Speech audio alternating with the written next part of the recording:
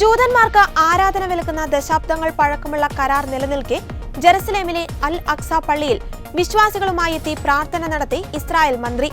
ദേശീയ സുരക്ഷാ മന്ത്രി ഇറ്റാമർ ബെൻ ഗ്വിറാണ് അൽ അക്സ മസ്ജിദ് വളപ്പിൽ ജൂതന്മാരുടെ ദുഃഖാചരണ ദിനമായ തിഷ ബിയാവിന്റെ ഭാഗമായി പ്രാർത്ഥന നടത്തിയത്.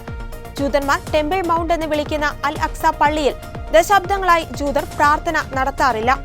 പ്രാർത്ഥനയ്ക്ക് ശേഷം ഗാസ കീഴടക്കാൻ ഇറ്റാമർ ബെൻ ഗ്വിർ ആഹ്വാനം ചെയ്തു. 1967 ജോർദാനിൽ നിന്ന് ജെറുസലേമിലെ പഴയ നഗരം ഇസ്രായേൽ പിടിച്ചടക്കിയത് മുതൽ തൽസ്ഥിതി തുടരുന്നതിന്റെ ഭാഗമായി ധാരണ പ്രകാരം മുസ്ലിങ്ങൾക്ക് മാത്രമേ അവിടെ പ്രാർത്ഥിക്കാൻ അനുവാദമുള്ളൂ. മുൻപും അനുസ്മരണങ്ങൾ ഉൾപ്പെടെ പലതവണ ബെൻ ഗ്വിർ ഈ സമുച്ചയം സന്ദർശിച്ചിട്ടുണ്ടെങ്കിലും ആദ്യമായാണ് പ്രാർത്ഥനയ്ക്ക് നേതൃത്വം നൽകുന്നത്.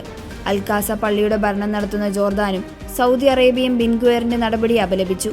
അന്താരാഷ്ട്ര നിയമങ്ങളുടെയും മാനുഷിക നിയമങ്ങളുടെയും ലംഘനവും അംഗീകരിക്കാനാവാത്ത പ്രകോപനവുമാണെന്ന് ജോർദാൻ വിദേശകാര്യ മന്ത്രാലയം കുറ്റപ്പെടുത്തി. പാലസ്തീൻ മതകാര്യ മന്ത്രാലയം ബെൻ ഗ്വിറിനെ അപലപിച്ചു.